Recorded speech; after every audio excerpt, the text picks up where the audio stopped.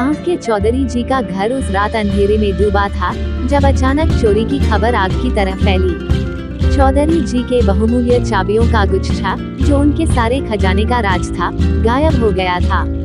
गांव के लोग बाहर इकट्ठा हो गए थे और सब चोर को पकड़ने के तरीके सोचने लगे, लेकिन कोई भी ऐसा तरीका नहीं सुझा पा रहा था जिससे चोर का पता लगाया जा सके।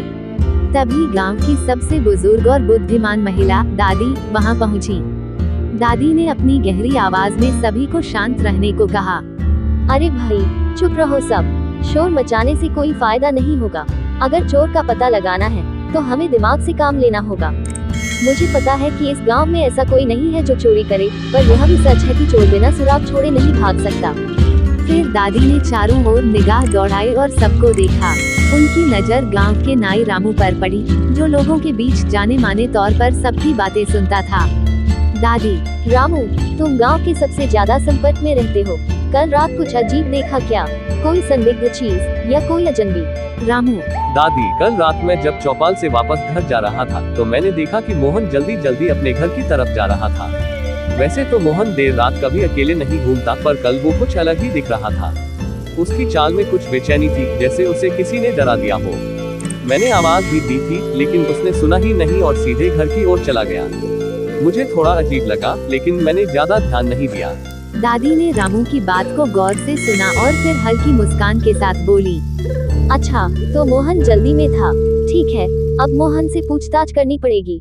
दादी ने मोहन को बुलवाया और गांव वालों की भीड़ में उसके पास जाकर उसके चेहरे को गौर से देखा। मोहन थोड़ा घबराया हुआ नजर आया। दादी ने उसकी इस बेचैनी को भांप लिया और सीधे सवाल दाग दिया। दादी, मोहन बेटा, रामू ने बताया कि कल रात तुम जल्दी जल्दी घर की तरफ जा रहे थे।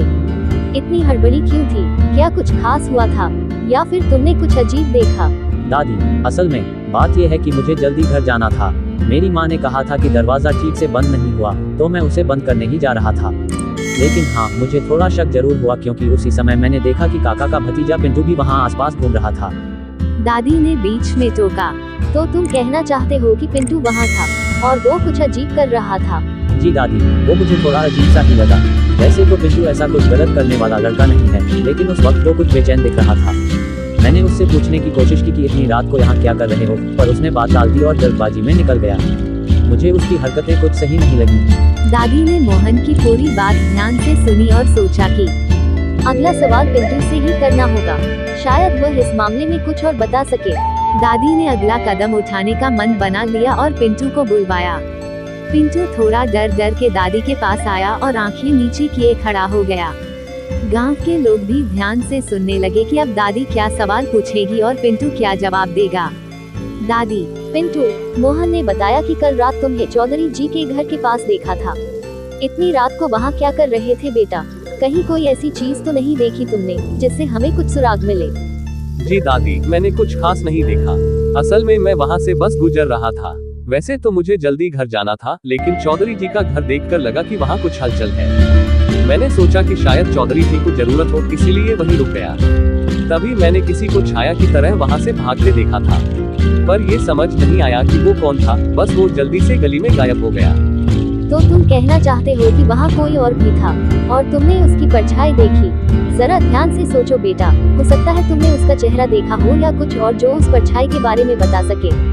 दादी, सच कहूँ तो उसका चेहरा तो नहीं दिखा, पर हाँ, उसके पैरों में बड़े बड़े जूते थे। मुझे याद है, क्योंकि वो आवाज कर रहे थे, और जब वो भाग रहा था तो उसके हाथ में कुछ चमकता हुआ दिखाई दिया था। शायद वो वही चाबी का गुच्छा था। दादी ने पिंटू की बात को ध्यान से सुना और सोचा कि अब और गहराई में जाना होगा। उन्होंने गांव के सभी लोगों को इकट्ठा किया और घोषणा की, अब हम इस चोरी के सच को उजागर करेंगे। कोई बात छुपाने की कोशिश करेगा तो मैं उसे पहचान लूंगी। पिंटू की बात सुनकर गांव वाले आश्चर्य में पड़ गए। कोई यह मानने को तैयार नहीं था कि गांव में ही कोई चोर हो सकता है। दादी ने अब सबको शांत रहने के लिए कहा और अपने तरीके से चोर को पकड़ने का मन बनाया। उन्होंने गांव के कुछ लोगों को रात में चौधरी जी के घर के पास नजर रखने के लिए लगा दिया, ताकि अगली रात कुछ और पता चल सके। दादी, अब हमें उस चोर का इंतजार करना होगा, क्योंकि अगर उसने चाबी का गुच्छा चुराया है तो वह वापस आकर इसे इस्तेमाल करने की कोशिश जरूर करेगा। इसलिए हमें चौकस रहना होगा। रामू, मोहन और पिंटू, तुम लोग बारी बारी से चौधरी जी के घर पर नजर रखोगे। अगर कोई संदिग्ध हरकत दिखे तो मुझे तुरंत बताना। रामू ने तुरंत हामी भरी। जी दादी, हम पूरी चौकसी से नजर रखेंगे। इस बार कोई भी संदिग्ध बच नहीं पाएगा। मोहन भी उत्साहित होकर बोला। हाँ दादी, अब इस गांव का चोर पकड़ा ही जाएगा। मैं देखता हूँ कौन है जो हमारे गांव की इज्जत पर पट्टा लगा रहा है। पिंटू ने थोड़े डरते हुए कहा। दादी, अगर मैं फिर से उस परछाई को देखूंगा तो इस बार उसे पकड़ने की पूरी कोशिश करूंगा। अब तो मेरी भी हिम्मत बढ़ गई है। अगली रात पूरे गांव में सन्नाटा पसरा था। रामू, मोहन और पिंटू दादी के कहे अनुसार चौधरी जी के घर के आसपास निगरानी कर रहे थे। रात का वक्त था और सबकी नजरें चौकस थी। इसी बीच पिंटू को कुछ दूर से किसी की परछाई दिखाई दी। वह तुरंत सतर्क हो गया और उसने बाकी साथियों को इशारे से बुलाया। पिंटू धीमी आवाज में, देखो उधर, वो वही परछाई है जो मैंने पिछली बार देखी थी। उसके हाथ में कुछ चमकता हुआ भी है। लगता है वही चोर है। रामू और मोहन ने भी उस परछाई को देखा और धीरे धीरे उसके पास बढ़ने लगे। उन्हें अब यकीन हो गया कि ये वही व्यक्ति है जिसने चाबी का गुच्छा चुराया था। चोर ने उन्हें देख लिया और तेजी से भागने की कोशिश की।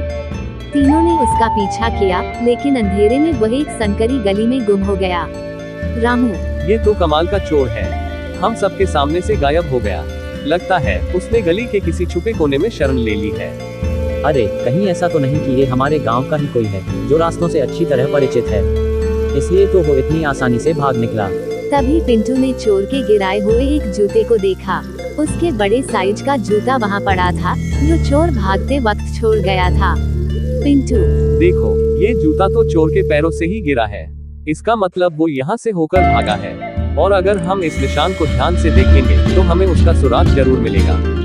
तीनों सुबह होते ही दादी के पास उस जूते और चोर के बारे में जानकारी लेकर पहुँचे।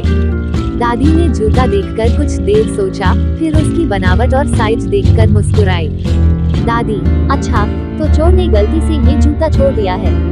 इसका मतलब है कि ये जूता गांव के ही किसी व्यक्ति का है, क्योंकि इस तरह के जूते बाहर के लोग कम ही पहनते हैं। अब हम सिर्फ उस व्यक्ति को ढूंढेंगे जो इस साइज के जूते पहनता हो। अच्छा, तो चोर ने गलती से ये जूता छोड़ दिया है। इसका मतलब है कि ये जूता गांव के ही किसी व्यक्ति का है, क्योंकि इस तरह के जूते बाहर के लोग कम ही पहनते हैं। अब हम सिर्फ उस व्यक्ति को ढूंढेंगे जो इस साइज के जूते पहनता हो। दादी ने गांव में सबको बुलाकर एक सभा बुलाई और सबको ध्यान से देखते हुए कहने लगी। अब हम इस चोरी का राज जल्दी से खोल सकते हैं। मुझे बस इतना जानना है कि इस जूते का मालिक कौन है। अरे ये तो बिल्कुल सही बात है। अगर यह जूता गांव के किसी का है तो हमें जल्दी ही पता चल जाएगा कि चोर कौन है। दादी ने गांव के सभी व्यक्तियों के जूते चेक करने का फैसला किया और सबको अपनी जोड़ी सामने रखने के लिए कहा। गांव के सभी लोग एक एक करके अपने जूते लेकर चौधरी जी के घर के बाहर जमा हुए। दादी की तीखी नजरें एक एक पर टिकी थी। उन्होंने बड़े ध्यान से हर व्यक्ति के जूते देखे। जैसे ही लोग अपने जूते रखते, दादी उन्हें ध्यान से देखती और उस जूते से मिले हुए जूते की तुलना करती। तभी गांव के एक आदमी, जिसे सब भीखू के नाम से जानते थे, ने अपने जूते रखते हुए थोड़ा सा कपकाया। दादी ने उसकी इस हरकत को नजरअंदाज नहीं किया और उसे देखते हुए कहा, दादी, भीखू बेटा, कुछ घबराए हुए क्यों हो? सब लोग अपने जूते रख रहे हैं, तुम भी रखो। अगर तुमने कुछ नहीं किया है तो डरने की कोई जरूरत नहीं है। बस ये जूते जरा नजदीक से देखने दो। भीखू ने थोड़ी हिचक के बाद अपने जूते आगे रखे। दादी ने ध्यान से देखा और महसूस किया कि ये जूते बिल्कुल उस जूते के जैसे ही थे जो चोरी की रात गिरा था। दादी ने भीखू की आंखों में गहरी नजर डाली और उसके चेहरे पर पसीना साफ दिखने लगा। दादी, भीखू, तुमको पता है कि ये जूता चोर का सुराग है।